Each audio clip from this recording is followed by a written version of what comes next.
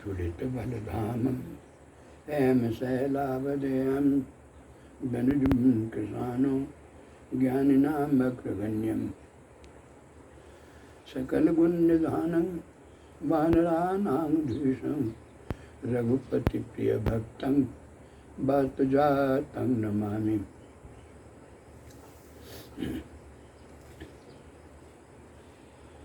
यस्यांके च विभाति भूधरसुता देवा पगामस्तके भाले बालविधुर्गले च गर्लं यस्योरपि व्यालराट् सोऽयं भूतिविभूषणः सुरवरः सर्वाधिपः सर्वदा सर्वः सर्वगतः शिवः शशिनिवः श्रीशंकर पातु मां। श्री राम जय जय राम। पूर्व प्रसंग के अनुसार धनुष टूट चुका है। अब विश्वामित्र जी ने राजा जनक से कहा, यूँ तो नियमतः धनुष के टूटते ही विवाह हो गया, परंतु अब आप अपने वंश परिवार के अनुसार जो कुछ नियम हो उसके अनुसार आप काम शुरू कीजिए। तदपि जाय तुम करहूँ अब जथा वंश व्यवहार। आपके वंश का जो व्यवहार है उसी के अनुसार आप जाकर काम शुरू कीजिए। बूझ विप्र कुल वृद्ध गुरु वेद विदित आचार। अब बूढ़े पुराने लोगों को, ब्राह्मणों को वेद आदि के अनुसार जो आपके आचार व्यवहार हैं, आप उस आचार व्यवहार के अनुसार विवाह का कार्य प्रारंभ कीजिए। दूत अवधपुर पठबहु जाई आनहि नृप दशरथ ही बुलाई। उन्होंने आदेश किया कि अब आप अवधपुरी में, अयोध्या में दूत भेजिए और राजा दशरथ को बुलावा दीजिए। मुदित राव कही भले ही कृपाला। राजा ने कहा, आनंदित होकर कहा, बाबा बहुत अच्छा, ठीक ही कहा आपने। पठे दूत बे बोलिते ही काला। उसी समय दूत को बुलाया और तुरंत अयोध्या भेज दिया। बहुरी महाजन सकल बुलाई आए सब सादर सिर नाये। फिर सब शस्त्रजनों को बुलाया गया। सब आकर आदरपूर्वक राजा को सिर नवाया और हाट बाट मंदिर पुरवासा नगर चारहु पासा। आदेश हो गया कि हाट बाट मंदिर नगर गांव सब जगह, चारों पास, चारों तरफ सब जगह संवारा जाए, सजाया जाए। हर से चले निज निज गृह आए अपनी परिचारक बोली पठाए। इस आदेश के आधार पर सभी प्रसन्न होकर वहाँ से चले, अपने घर आए और इधर राजा ने नौकरों को बुला भेजा, उन्हें आज्ञा दी। कह दिए, रचहूँ विचित्र बितान बनाई सिरधरि चलन सिरधरि वचन चले सचुपाई। आदेश दिया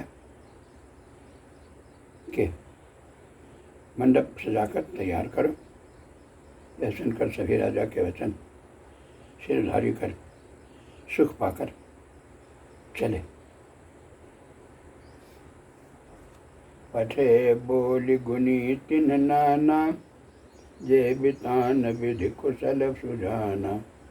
उसी समय 3 कारीगरों को बुलाया। मंडप बनाने पे जो चतुर कुशल कारीगर थे, उन्होंने ब्रह्मा की वंदना करके कार्य प्रारंभ किया। बिरचे कनक कदली के खंभा, और पहले सोने के केले के खंभे बनाए।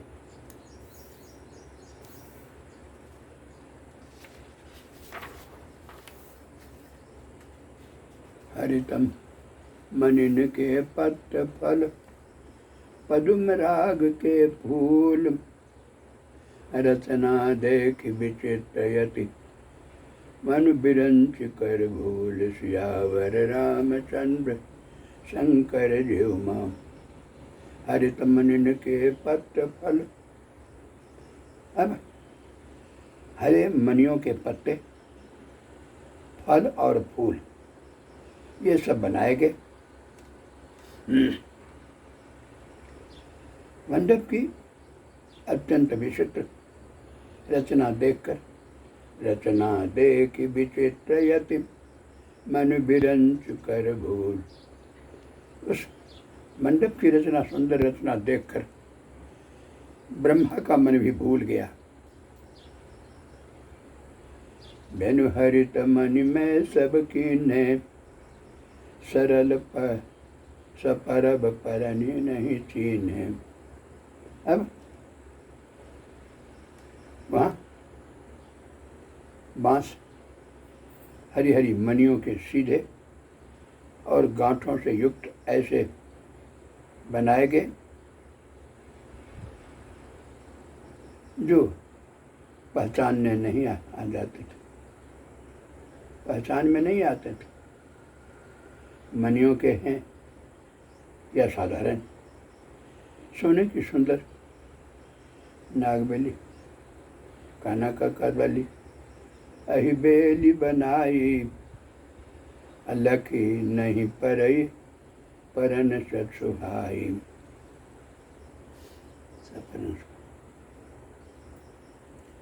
सोने की सुंदर नागबेली, पान की लता बनाई गई, जो पत्तों सहित इतनी सुंदर मालूम होती थी कि पहचान में ही नहीं आता था। तेहि के रच पच बंद बनाए, चित बिच बिच मुकुता दाम सुहाए।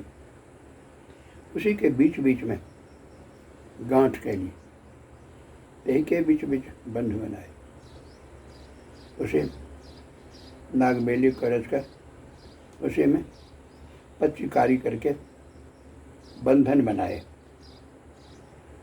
बीच बीच में मोतियों की सुंदर झालरें दी,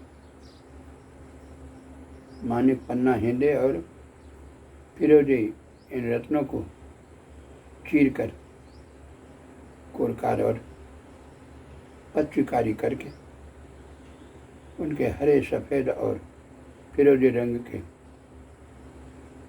कमल बनाए गए। किए भृंग भृंग बहुरंग विहंगा, गूंजहि कूजहि पवन प्रसंगा। अब उस पर चूंकि हरे रंग के हैं, बहुरंग हैं, चित्रकारी की गई है, इसलिए उस पर बहुरंग बहुत रंग के पक्षी बनाए, भौरे बनाए। हवा के सहारे वे भौरे गुंजार कर रहे हैं, कूदते हैं। खंभों पर देवताओं की मूर्तियां गढ़कर, सूर्य प्रतिमा खंबन गरिकारी, देवताओं की प्रतिमा खंभन पर बनाई गई। मंगल द्रव्य लिए सब ठारे, और उस प्रतिमा में दिखाया गया कि हाथ में मंगल द्रव्य लिए हुए सभी खड़े हैं।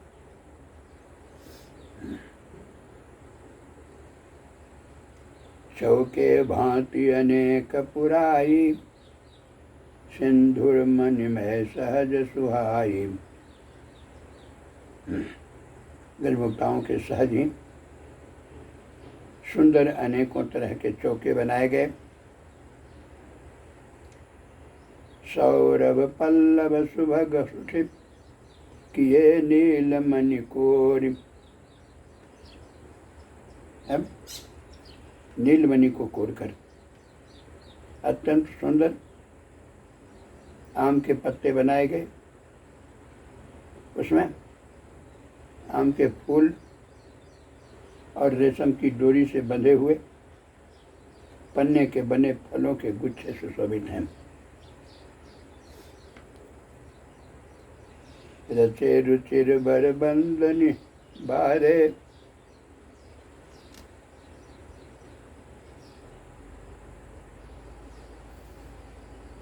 रचे रुचिर बर बंदनी बारे, मनहु मनोभव फंद संवारे।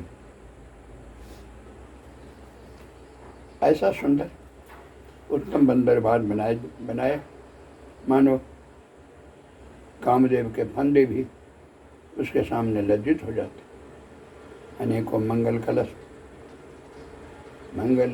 अनेक बनाए, ध्वज पताक पट चमर सुहाए। अनेक मंगल कलश बनाए गए और उसमें ध्वजा पताका पर्दे और चमर सब बनाए गए। दीप मनोहर मणि में नाना, सुंदर सुंदर मन को लोभित करने वाले दीपक जाय न बरनि विचित्र बिताना बनाए गए। चांदनी बितान मंडप ऐसा बनाया गया, जाय न बरन, जिसका वर्णन नहीं किया जा सकता। जहि मंडप दुल्हन बैदेही, सुबरन जसि मति कवि केही। जिस मंडप में बर और दुल्हन बैठती, उस मंडप को इतना अच्छा बनाया गया, कहते हैं सुबरन ऐसी मति कवि केही। कहते हैं ऐसे कौन कवि का कौन की बुद्धि इतनी है कि वह उस मंडप का वर्णन कर सके। दुल्ह राम रूप गुण सागर, उस मंडप में बैठने वाला दुल्हा राम जो है वह रूप और गुणों के भंडार हैं। शोभितान तेहु लोक उजागर, इसलिए वह मंडप तीनों लोकों में प्रसिद्ध होना ही चाहिए। जनक भवन कै शोभा जैसी, गृह गृह प्रतिपुर देखिए तैसी। वहीं राजा जनक के महल की ऐसी सुंदरता प्रत्येक घर की सुंदरता वैसी ही दिखाई देती। जेहि तिरहु तेहि समय निहारी, तेहि लघु लगहि भवन 10 चारी। उस समय जिसने तिरहुत को देखा, उस अवध को देखा, उसे 14 भुवन तुच्छ जान पड़े।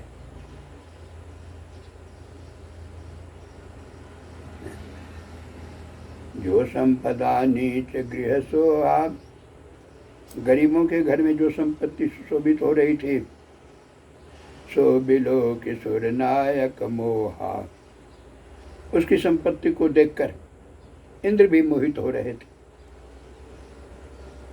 बसय नगर जहि लक्ष्य करि, कपट नारी बरबेश। तहि पुर कै शोभा कहत, सकुचहि सारद शेष सियावर रामचंद्र शंकर जीवा। जिस नगर में साक्षात लक्ष्मी स्त्री का सुंदर वेश बनाकर बसती है, सुंदर वेश में स्वयं लक्ष्मी जिसमें वास करती है, उस पुर की शोभा वर्णन करने में कवि कौन कहे। उसकी शोभा करने में, वर्णन करने में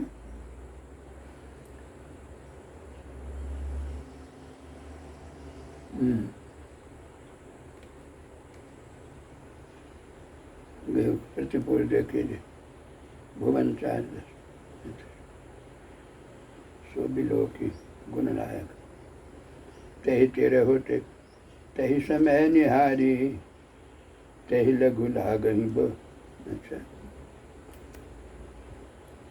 दूल्हा राम रूप गुण सागर जो सबतान के लोग मेरे भुवन के शोभा पति देखे जही तेरे होते तही समय निहारी।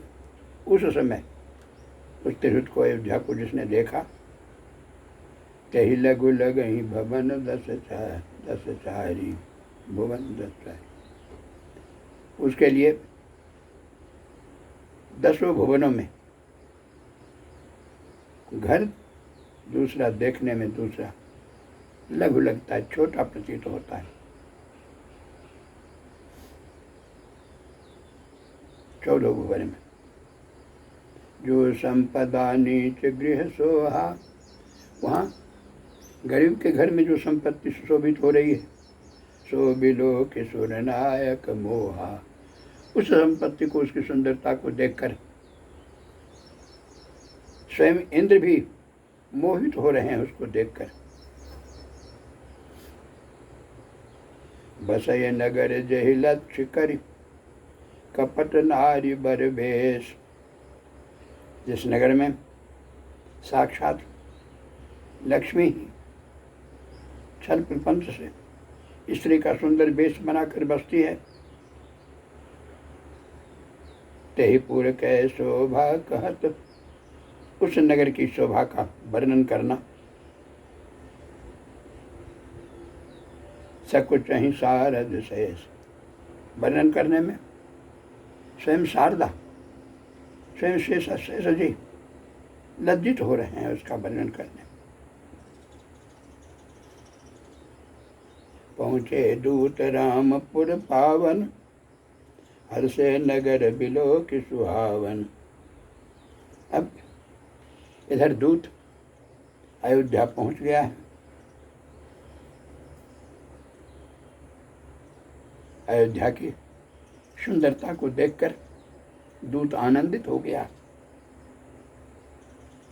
भूप द्वार तिन खबरी जनाए, उसने राजा के दरबार में खबर भेजाए। दशरथ ने सुन लिए बुलाए, राजा दशरथ जब मालूम हुआ कि दूत आया है तो उन्होंने तुरंत दूत को बुलवाया।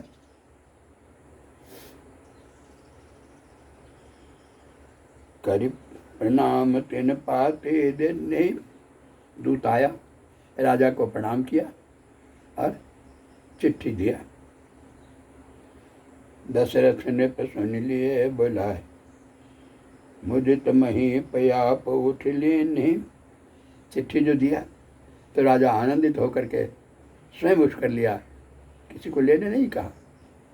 इतना आनंद था कि किसको कहे, तुरंत उठकर स्वयं लिया। बारी बिलोचन बाँचत पाती, पुलक घात आई भरी छाती।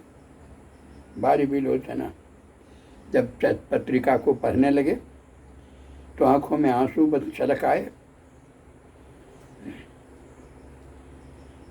पुलक घात आई भरी छाती, और शरीर में पुलकमान हो गया, छातियां भर गई।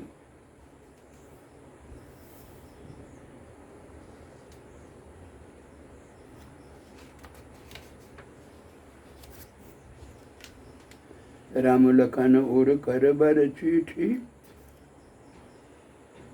रह गए कहतन खाटी मीठी। पढ़ने में उन्होंने राम लखन उर कर यह बर चिट्ठी, राम और लक्ष्मण की यह चिट्ठी जो है